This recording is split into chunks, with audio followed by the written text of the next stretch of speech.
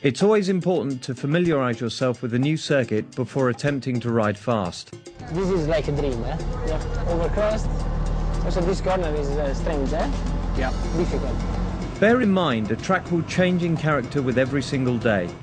When the sun is in a different place, it is overcast, raining, sunny, and so on. Fast chicane. Fast chicane, quick flick, still on the gas. The curb is a little. When Valentino arrives at a new track, he will walk or drive the circuit to understand at first hand the nature of the banking or camber of the corners. And here, it's not so bad. This one is more flat. Yeah. But you don't have to come all the way to the outside. Having done so, he will ride a lap or two on a scooter to add some real speed to what he has already learnt. It also shows him where the track has bumps. He can feel them as they cannot always be seen. Ah, okay. Yeah. Hairpin. Yeah, very much. So, late in. I know, no hairpin, but tight. Tight. Yeah, one of the tight turns. You have the run of fire is not the maximum, eh? No. Yeah. This is. The camber is very good here. Beautiful, eh? Yes. Once he is completely familiar with all the challenges of the circuit, he will attempt to ride at race pace. There are 3 different lines Valentino uses on a racetrack: the qualifying line, the defensive or overtaking line, and the racing line.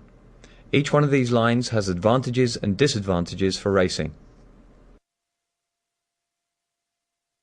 The qualifying line is the fastest one round any given corner. It has a wide entry and requires that you turn the bike quickly.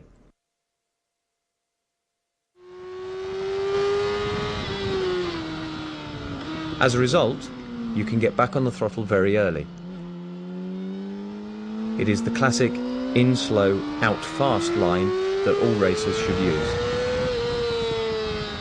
The defensive or overtaking line is the exact opposite. It requires Valentino to turn the bike early and to get to the inside of the corner on the shortest route possible.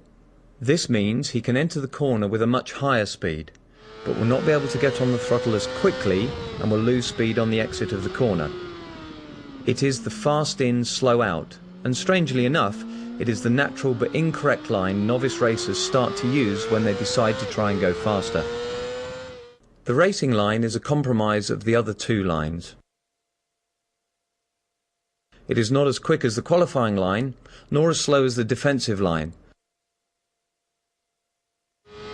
So it allows Valentino to go fast, but not to leave a way through for a competitor behind to go up the inside.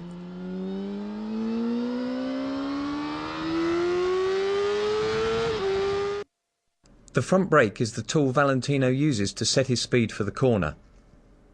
For braking on the track, he is not looking to stop, but looking to set his corner speed. As such, the braking he does on track is almost the exact opposite of what you would do on the road. On the road, we are taught to squeeze the brake lever harder as the speed drops to allow us to stop as soon as possible. On the track, he wants to set his speed in the shortest possible space, so he does the opposite.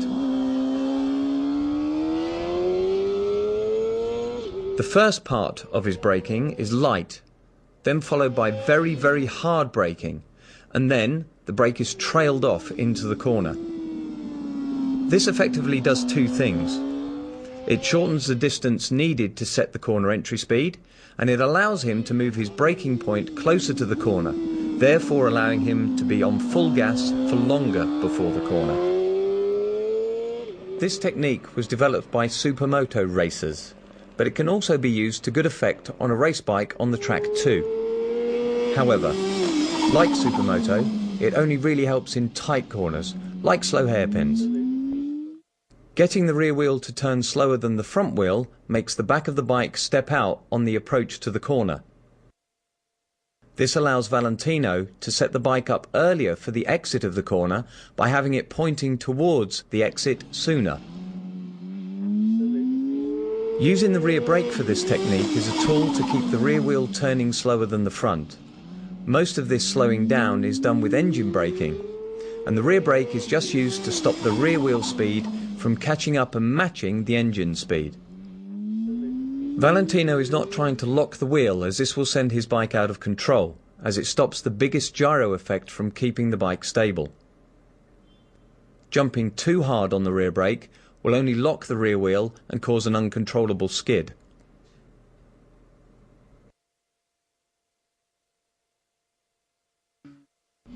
The throttle is the most precise tool Valentino has under his command when riding, and as such, he treats it with the utmost respect and understanding. It is not an on-off switch, but a finely crafted instrument that will, with correct use, give him the precision needed for fast lap times. The throttle should be applied the right amount at the right time. To understand this, we must think of the corner in sections: entry, apex, and exit. Each one of these sections requires a very different application of the throttle. At the entry of the corner, as he turns the bike onto its desired line, the throttle is closed. This loads the front suspension, which, as well as using the brakes, allows the bike to turn more easily. Once on line, he needs to settle the bike by using a gradual, continuous roll-on. Once he can see the exit, or his next marker, and the bike is coming upright, he can start driving, getting harder on the gas and controlling wheel spin.